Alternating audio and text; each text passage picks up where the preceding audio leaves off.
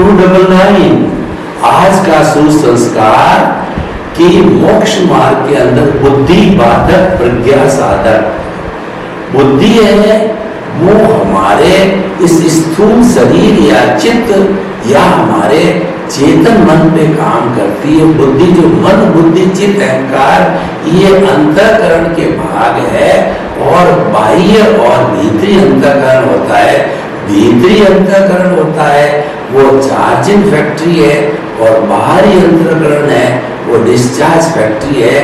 दोनों प्रतिष्ठित आत्मा से जुड़े रहते हैं, चार्ज और डिस्चार्ज के रूप में उनका उपयोग होता है।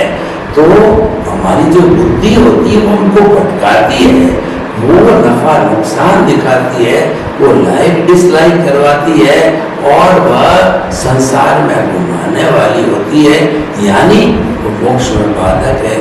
लेकिन हम अगर मुक्ति जाना चाहते हैं, हमने ज्ञान को प्राप्त कर लिया, ज्ञान की जगह ज्ञान को स्थान दिया, तो ज्ञान लेते ही जो है, ज्ञान लेने का अर्थ क्या हुआ है कि हमारी जो आत्मा की भाव सत्ता प्रज्ञा जागृत हो जाती है और वह प्रतिष्ठित आत्मा से जुड़ जाती है। क्यों? हर एक को जो एग्जीक्यूशन करती है वो प्रतिष्ठित आत्मा ही है, एग्जीक्यूटर वही है, तो उससे जुड़ जाती है वो प्रज्ञा, और प्रज्ञा ये नियंत्रण कर लेती है, वह व्यक्ति को जो है भटकने नहीं देती, क्योंकि मोक्ष की प्रतिनिधि है। वो जब तक रहेगी जब तक कि वह जीव मुक्ति को प्राप्त नहीं हो जाता है, और उस संबंध के अंदर बुद्धि दबी हुई रहती है, क्योंकि बुद्धि को भी दबाने वाली प्रज्ञा है।